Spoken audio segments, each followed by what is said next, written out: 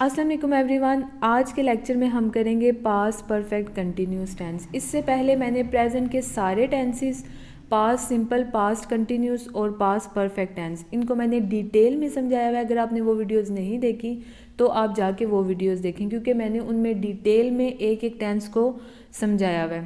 Past perfect continuous tense क्या होता है? पास्ट परफेक्ट कंटिन्यूस टेंस को हम कब यूज़ करते हैं, कैसे यूज़ करते हैं और कहाँ यूज़ करते हैं।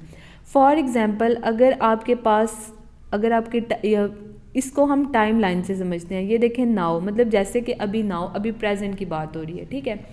तो प्रेजेंट में जो पास्ट का टाइम होगा ना, प्रेजेंट से पहले जो भी टाइम होगा वो सारा पास्ट का टाइम होगा। मतलब आज से पहले जितना भी टाइम होता है वो सारा पास्ट का टाइम है। तो उस पास्ट के टाइम में जब आपके पास एक पर्टिकुलर टाइम था, ठीक है, वो पास्ट का टाइम था, उससे पहले जो आप काम कर रहे थे ना, ये वाला जो आपका टाइम होगा, मतलब यहाँ पे आपने एक काम किया है किसी पास्ट टाइम में, उससे पहले आप एक काम कर रहे थे, वो आपका क्या होगा? Past perfect continuous tense. Maybe you have question in your mind that what's the difference between past continuous and past perfect continuous. आपके दिमाग में ये क्वेश्चन आ सकता है कि पास्ट कंटिन्यूस और पास्ट परफेक्ट कंटिन्यूस, इन दोनों में क्या डिफरेंस है। क्योंकि पास्ट कंटिन्यूस में भी हम जो ऐसा काम होता है जो पास्ट में कर रहे थे उसकी बात कर रहे होते हैं, और पास्ट परफेक्ट कंटिन्यूस में भी हम ऐसे ही काम के बारे में बात कर रहे होते हैं जो कि हम पास्ट में कर रहे थे। तो इन दोनों में मेन डिफरेंस ये होता है कि जब पास्ट कंटिन्यूस होता है ना, जैसे अगर पास्ट कंटिन्यूस है, अगर अभी नाउ की बात हो रही है ना, मतलब अभी की बात हो रही है, तो उससे पहले जो भी काम हो रहा था वो होगा पास्ट कंटिन्यूस। लेकिन पास्ट परफेक्ट कंटिन्यूस क्या होगा कि अभी नाउ से पहले जो था ना, ये वाला जो टाइम होगा, इसमें आपने कोई काम किया, उससे पहले आप काम कर रहे थे। मतलब पास्ट से पास्ट में, पास्ट ऑफ द पास्ट, मतलब पास्ट के पास्ट में कोई काम कर रहे थे। मतलब पास्ट में आपने कोई काम किया था, उसके बाद एक और एक्शन हुआ था जो कि पास्ट में हुआ था, ठीक है। I hope so you get the point. आपको समझ आ गई होगी कि क्या मैं समझाना चाह रही हूँ, क्योंकि पास्ट कंटिन्यूस और पास्ट परफेक्ट कंटिन्यूस दोनों का मतलब होता है कि आप पास्ट में कोई काम कर रहे थे। पास्ट कंटिन्यूस मतलब आज से पहले कोई भी काम कर रहे थे, आप पास्ट कंटिन्यूस की बात करते हैं। लेकिन पास्ट परफेक्ट कंटिन्यूस की बात आप तब करते हैं जब आप पास्ट में कोई एक्शन होता है उससे पहले कोई काम हो रहा था, ठीक है।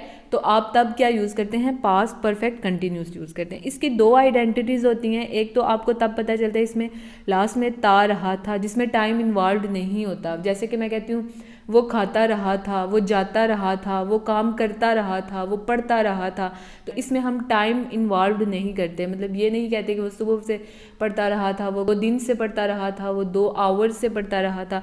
तो टाइम इन्वॉल्व मतलब उसमें टाइम इन्वॉल्व होगा। वो सुबह से पढ़ता रहा था, वो 2 दिन से पढ़ता रहा था, वो 2 साल से पढ़ता रहा था, वो 2 साल से जाता रहा था। तो जब टाइम इन्वॉल्व हो जाएगा, जब टाइम इन्वॉल्व हो जाएगा तब हम क्या यूज़ करेंगे? तब हम सिंस और फॉर यूज़ करते हैं, सिंस और फॉर। अब सिंस और फॉर की मैंने डिटेल में वीडियो बनाई हुई, अगर आपने वो वीडियोस नहीं देखी, क्योंकि प्रेजेंट में भी सिंस फॉर को यूज़ करते हैं, पास्ट में भी और कंटिन्यूस में भी, पास्ट में भी और फ्यूचर में भी। तो अगर आपने वो वीडियो नहीं देखी तो आप जाके वो वीडियो लाजमी देखें। लेकिन अभी मैं इसके लिहाज से थोड़ा सा एक्सप्लेन कर देती हूँ। अगर आप कहते हैं ना कि नाउ, मतलब अभी की आप बात कर रहे हैं नाउ की, तो उससे पहले अगर आपने पास्ट में कोई काम स्टार्ट किया था ना, वो काम आप अभी भी कर रहे हैं। मतलब अगर आप कहते हैं कि फॉर एग्जांपल अगर आपने कोई डिग्री है, वो आपने स्टार्ट की थी 2023 में स्टार्ट की थी, तो अभी भी आप वही डिग्री कर रहे हैं, तो आप क्या बोलेंगे? सिंस, ठीक है। लेकिन अगर आपने कोई एक पर्टिकुलर टाइम, जैसे अगर अब हम फॉर को देखते हैं, जैसे अभी नाउ की बात हो रही है ना, तो उससे पहले पास्ट में कोई काम था जो कि आपने एक पर्टिकुलर टाइम ड्यूरेशन में किया था। जैसे अगर आपने फॉर एग्जांपल अगर आपने 2019 से लेके 2023 तक कोई डिग्री की है, तो आपने जो टाइम ड्यूरेशन में काम किया है, तो उसके लिए आप क्या यूज़ करेंगे? उसके लिए आप फॉर यूज़ करेंगे। फॉर हम तब यूज़ करते हैं जब हम पास्ट में कोई काम करते हैं एक टाइम ड्यूरेशन के लिए, जो हम पास्ट में स्टार्ट करते हैं पास्ट में ही ख़त्म कर देते हैं, तो हम क्या यूज़ करते हैं? फॉर। लेकिन सिंस हम यूज़ करते हैं जब हम पास्ट में स्टार्ट करते हैं वो काम और अभी तक वही काम कर रहे होते हैं। उसके अलावा हम हैड बीन यूज़ करते हैं। जैसे प्रेजेंट में हम have been, has been use करते हैं, पास्ट परफेक्ट कंटिन्यूस में हम हैड बीन यूज़ करते हैं। स्ट्रक्चर्स हमारे पास हैं।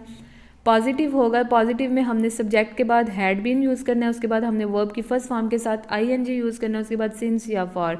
आपको बता दिया कि सिंस कब यूज़ करना है, फॉर कब यूज़ करना है, उसके बाद आपने टाइम बताना है।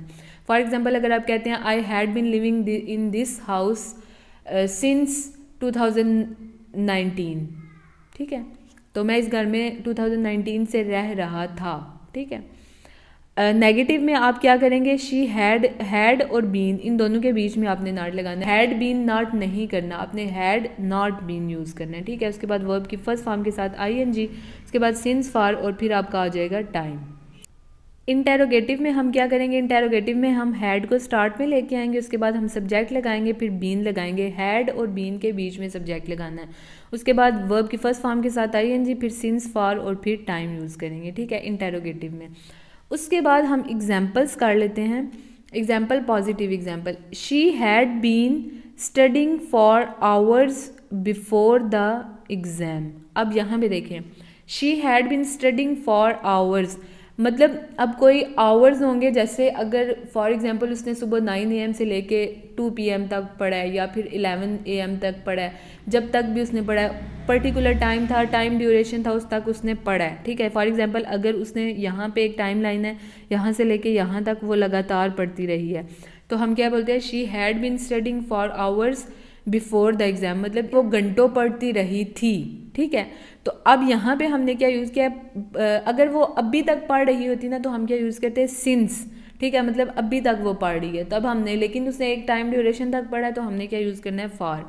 अब they had been working on the project, अब यहाँ पे देखिए सिंस फॉर नहीं यूज़ हुआ, जैसे मैंने आपको बोला था कि टाइम इन्वॉल्व नहीं हो रहा, तो प्रेजेंट में बताया था ता रहा है आएगा, लेकिन पास्ट में था आएगा, था थी थे आएगा, क्योंकि पास्ट की बात हो रही है।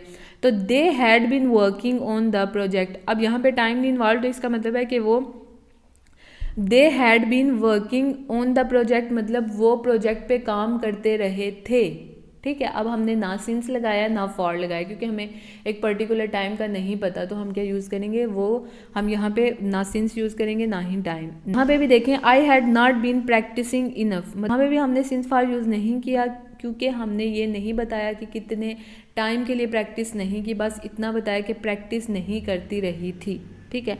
तो so I struggled in the competition, तो मैंने स्ट्रगल किया कंपटीशन में, ठीक है।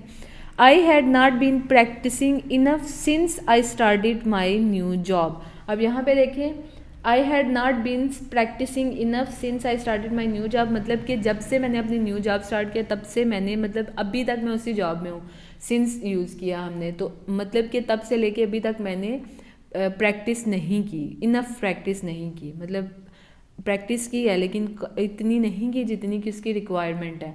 इंटेरोगेटिव, इंटेरोगेटिव हैड, अब इंटेरोगेटिव में हमने क्या करना है, हैड स्टार्ट में ले आना, उसके बाद सब्जेक्ट और फिर been. Had you been waiting long since you arrived at the bus stop, ठीक है, मतलब जब से तुम बस स्टॉप पे आए हो तब से तुम वेट कर रहे थे। अब यहाँ पे देखें, बस स्टॉप पे सिंस, मतलब आने से लेके अभी तक मैं बस स्टॉप पे ही हूँ, ठीक है, तब इसलिए हमने क्या यूज़ किया है, सिंस यूज़ किया। Had you been waiting long before the bus arrived, अब यहाँ पे सिंस फॉर नहीं यूज़ हुआ, ठीक है, तो यहाँ पे क्या होगा कि मैं इंतज़ार करती रही थी, ठीक है, ता रही थी, ठीक है। तो जब ता रहा था या ता रही थी या ता रहे थे जब आएगा तो तब भी हमने हैड बीन यूज़ करना है, उसमें टाइम इन्वॉल्व नहीं होगा। आई होप सो कि आपको अच्छे से पास्ट परफेक्ट कंटिन्यूस टेंस की समझ आ गई होगी, आपको ये टॉपिक क्लियर हो गया होगा। इस टेंस में हम क्या यूज़ करते हैं, हम पास्ट की बात करते हैं, लेकिन उससे पहले, पास्ट के एक्शन से पहले पास्ट में एक एक्शन हुआ होता है जो कि कंटिन्यूस चल रहा होता है।